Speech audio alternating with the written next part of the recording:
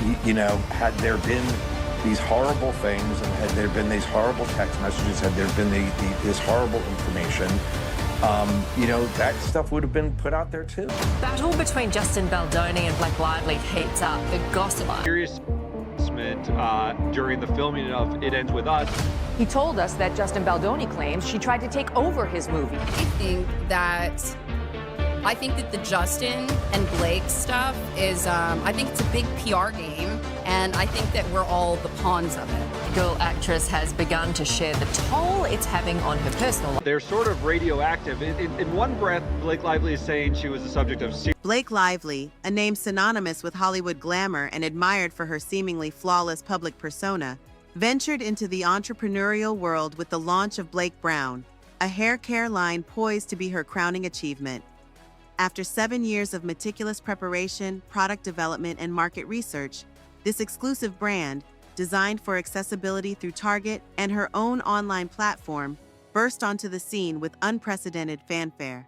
The initial debut was nothing short of spectacular, shattering records and captivating the collective attention of social media.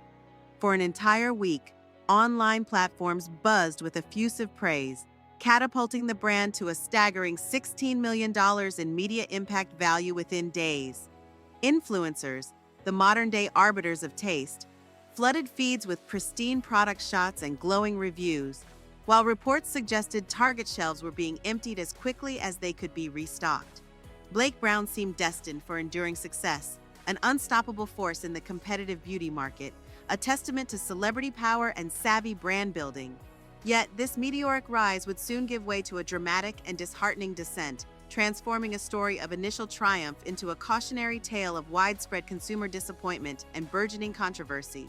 A stark reminder that even the brightest stars can stumble when venturing beyond their familiar constellations. But I was just tracking him down, and then finally got to read the script, and the script was a thriller. So that was a little confusing to me because he's such a funny director. Yeah. And so I said, what is this? Because the script is definitely a twisting, turning, intense thriller. Is it a comedy or a thriller? And he said, yes.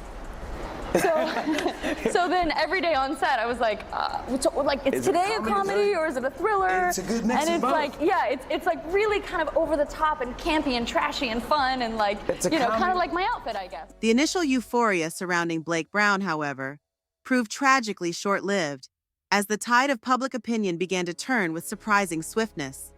While the brand undeniably enjoyed a phenomenal launch, accumulating millions in sales within mere weeks, a critical juncture arrived when everyday consumers finally had the opportunity to put the products to the test in their own homes.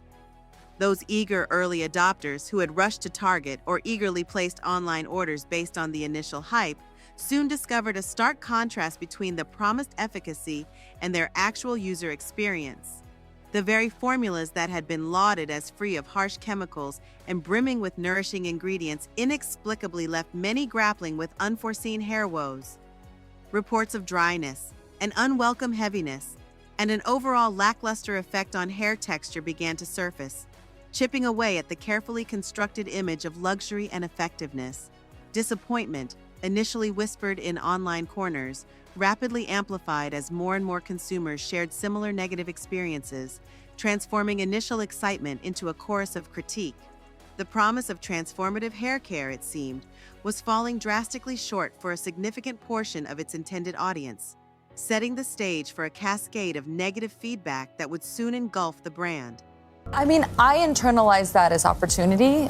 We had such a responsibility to this audience to deliver something and to have the opportunity to deliver something for a passionate group of people. Yes. As someone who is so deeply passionate myself, I was so excited about that. I would so much rather have that than people who are indifferent. Blasé. The burgeoning dissatisfaction amongst consumers quickly manifested into tangible repercussions, extending far beyond mere online complaints. Social media platforms, particularly TikTok, became the epicenter of detailed and often scathing critiques as users documented their disappointing experiences with Blake Brown products.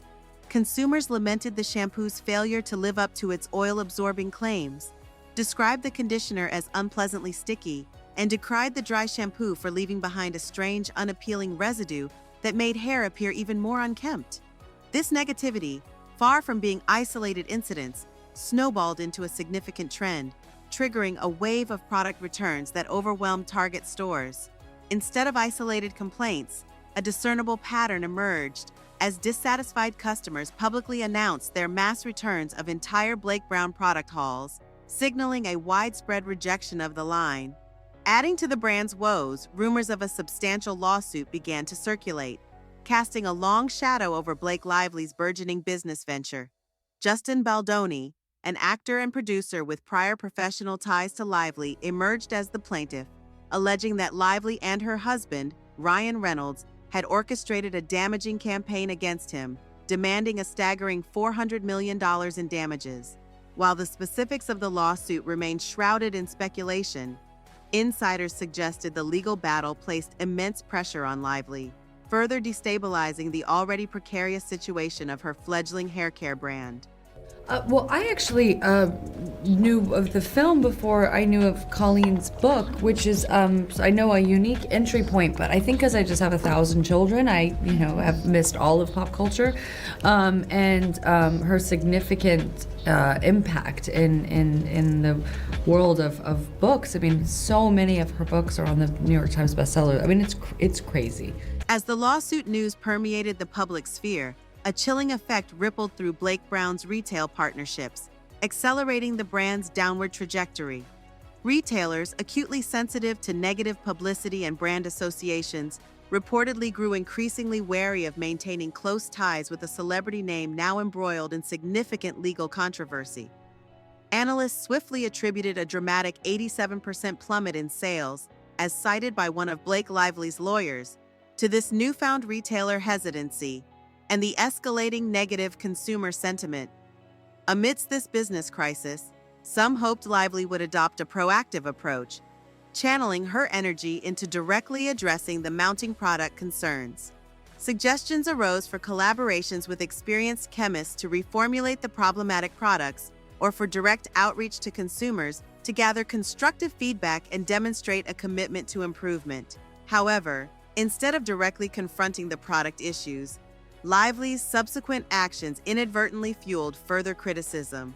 Her decision to heavily promote Blake Brown during the promotional tour for the film adaptation of Colleen Hoover's emotionally charged novel, It Ends With Us, backfired spectacularly. The novel, known for its exploration of deeply sensitive and complex themes, stood in stark contrast to the light-hearted promotional tone Lively adopted, drawing accusations of trivializing the source material and prioritizing personal brand promotion over genuine engagement with the film's narrative. One particularly criticized incident involved Lively's seemingly tone-deaf segue from discussing the film's serious themes to a casual plug for her hair care line, even making a fleeting reference to a hotline for individuals facing personal challenges, further blurring the lines between genuine concern and opportunistic marketing. We always tease each other. He was, after I gave birth, he was like, oh my gosh, if I lost you and I, went to the park with our 3 kids, I mean, think of the ladies I can. Like, this is a horrible thing to say. And he's like, I mean, I've got a long list. And I was like, oh really? Because I just have one on my list. I don't have anyone on my list. And then it wasn't funny anymore. No, it's so much more of a burn. He's like, wait, who? And I was like, okay, think of someone. Bob Newhart, I don't know. The dissonance between the serious subject matter of the film and the seemingly trivial promotion of shampoo during the press tour sparked widespread indignation. Many viewers felt the entire promotional effort was strategically designed to divert attention back to Blake Brown, rather than to authentically discuss and honor the emotional weight of Colleen Hoover's novel. Simultaneously, the hair care brand itself faced relentless scrutiny, with consumers increasingly questioning the very foundation of its celebrity endorsement. A prevailing sentiment emerged online. If a celebrity launches a hair care line, their own hair effectively becomes the ultimate walking advertisement for its efficacy. In Blake Lively's case, online observers pointedly noted that her own hair often appeared less than lustrous, frequently described as slightly unkempt or dry. Critics relentlessly questioned the logic of seeking hair care advice from someone whose own hair, in their perception, consistently lacked the promised vitality and shine. This fueled a growing perception that Lively's real-life appearance directly undermined the core promise of her brand. If Blake Brown products were truly transformative, many wondered, shouldn't Lively's hair serve as an undeniable, impressive testament to their effectiveness? Comments ranged from playful jabs to outright harsh critiques, with some particularly cutting remarks questioning who would ever look at Lively's hair and think, I need to know her hair care secrets, while others bluntly claimed her hair appeared as if it hadn't been washed in days. Whether these opinions were entirely fair or somewhat exaggerated, their widespread dissemination became a significant part of the online conversation, overshadowing any attempts by Lively or her team to project a polished and appealing image for the struggling brand. I think the idea that people think that they know you, I think because of how intrusive media is these days, people care so much more about your personal life than they do your work, and if you aren't open with your personal life, then they just make it up for you and share it for you. As negative feedback relentlessly mounted across platforms like Instagram and TikTok, the initial promise of Blake Brown continued to unravel. Loyal fans who had genuinely believed in the brand's potential and anticipated a positive addition to their hair care routines expressed profound disappointment at the perceived product failures. Others, who had long admired Lively as an actress and expected the same level of excellence in her entrepreneurial endeavors, felt particularly let down by the apparent quality shortcomings. Adding to the mounting pressure, online accounts began to circulate alleging strained relations between Blake Brown and Target. Rumors suggested the brand had desperately attempted to negotiate for prime shelf placement, enhanced signage, and increased promotional support in a last-ditch effort to stem the collapsing sales figures. However, faced with the avalanche of product returns and the persistent wave of negative consumer reviews, Target reportedly deemed the partnership too risky to salvage, leading to widespread speculation that the entire collaboration was on the verge of a sudden and ignominious end. While no official confirmations of these corporate-level discussions were publicly released, fan theories ran rampant, suggesting the brand had overextended itself, biting off more than it could realistically chew. Whispers circulated that the dramatic sales slump and the relentless negative publicity had triggered a complete reevaluation of the partnership, potentially signaling the imminent demise of Blake Brown's presence in Target stores. The high price point of the products, often retailing around $20 each, became another major sticking point, drawing criticism for being exorbitant for a line that demonstrably failed to deliver on its lofty promises. Consumers, while acknowledging the aesthetically pleasing and luxurious packaging, felt misled when the actual product performance failed to align with the upscale image projected by the brand, further solidifying the perception of Blake Brown as a celebrity-driven venture that prioritized marketing over genuine product quality. It's a bit of a tough adjustment in our house, but it's good. I mean, I have two other daughters, so my oldest is very into the baby, but my middle child, not so much. But we're thinking of keeping her. Does she like play with her? What does she think? Well, she sort of like pretends to play with her. So like in the beginning, our oldest is like loving on her, and she's like very maternal, and then our middle daughter is just keeps away from her. In the wake of this multifaceted crisis, sharply declining sales, overwhelmingly negative word of mouth, and the looming shadow of a multi-million-dollar lawsuit, Blake Lively and her Blake Brown brand found themselves facing an immense uphill battle. Instead of adopting a direct and transparent strategy of product reformulation and proactive consumer outreach, Lively's attempts to pivot attention away from the escalating controversy by promoting the line during interviews related to her film work only exacerbated the negative perceptions.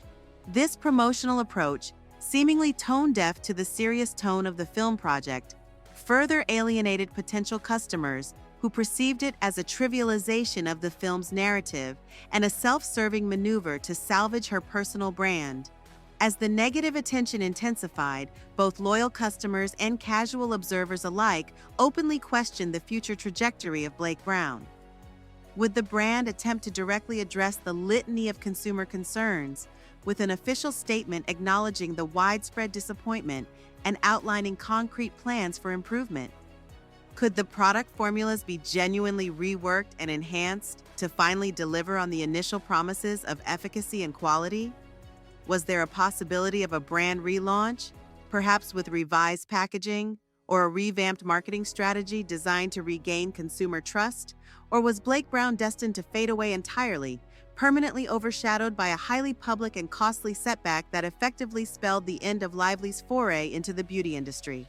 While the possibility of future redemption through significant product overhaul and a sincere apology campaign remained theoretically open, the initial damage was undeniably profound. Critics pointed out that once a brand's reputation is tarnished by widespread user dissatisfaction and a deluge of product returns, regaining credibility necessitates a monumental effort, often demanding complete transparency about corrective measures and a demonstrable commitment to rectifying past mistakes. Marketing analysts suggested that assembling a dedicated crisis management team to directly confront the consumer boycott, rather than subtly weaving Blake Brown references into unrelated interviews, would be a far more productive path forward. Hosting open Quanda sessions, offering behind-the-scenes glimpses into formula adjustments, and providing refunds or exchanges to genuinely dissatisfied customers were proposed as concrete steps towards acknowledging consumer grievances and inviting them to participate in the brand's potential rehabilitation.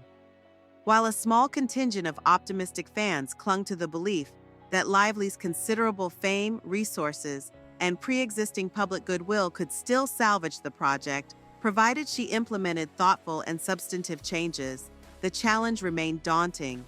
The ongoing lawsuit with Justin Baldoni, with its substantial monetary demands and potential for further reputational damage, loomed large, threatening to divert crucial time, focus, and financial resources away from the already struggling brand.